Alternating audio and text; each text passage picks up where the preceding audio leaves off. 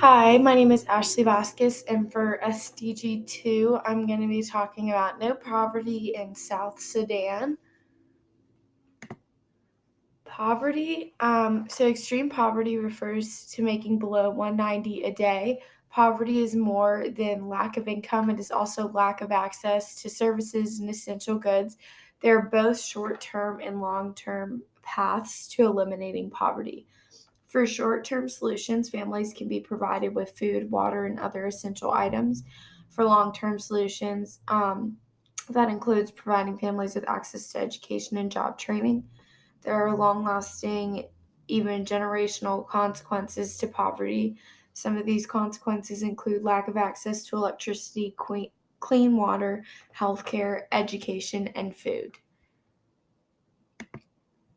The causes of poverty, some of them include civil unrest and war, which leaves people without homes. Unstable governments have unstable economies. Lack of health care. When sick people can't get treatment, they often can't work as hard or at all.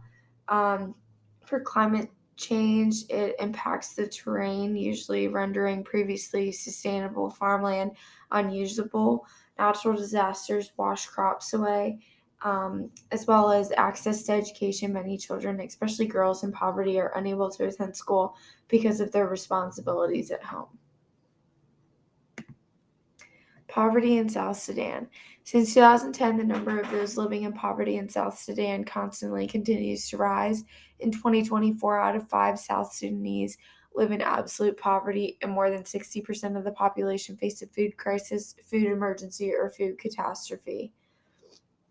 Um, South Sudan implemented an alternative education system that accounts for the poverty most school age children experience. In effort to reduce the long term cost of education, the system condensed the 8-year curriculum into a 4-year program. And though this is great for those that are suffering in poverty, but this educational path limits the number of qualified teachers, and it also just limits the number of students that can further their education and turn it into a career path.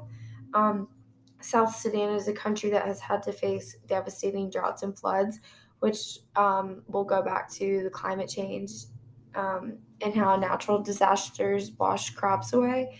Um, and then children cannot physically attend one third of schools in South Sudan because of political conflicts in South Sudan. They have damaged and destroyed over a third of the schools. And then inclusive learning requires more funding. Um, the government invests minimally in the development of education. They lack the resources that others have, and they desperately need. In this chart, it'll show how much the extreme poverty rate has risen over from 2009 to 2016. South Sudan in 2016 was at 63.33% of its population living in extreme poverty. This chart compares different countries in Africa, and you can see how South Sudan just their rate continues to rise as other ones appear to be slowly declining.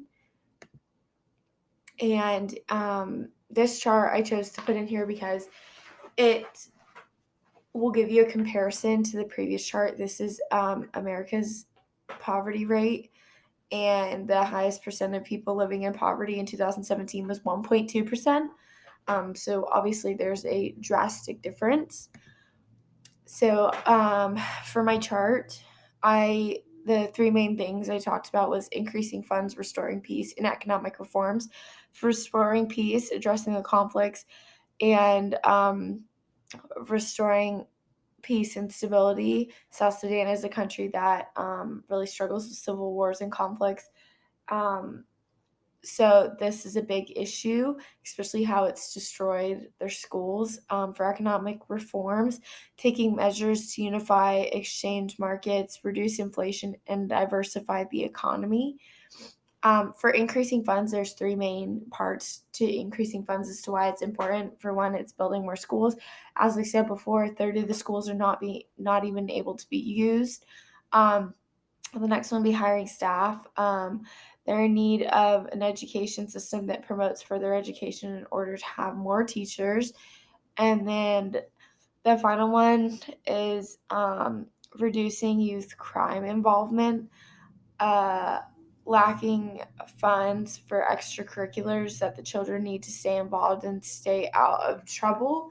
Um, and I'm talking about school so much because the education system has a huge part in poverty and is a way for students to get away. Finally, solutions obviously restoring peace, increasing budget, hire more staff, create more after school programs and clubs, build more schools, and then economic reforms. Thank you.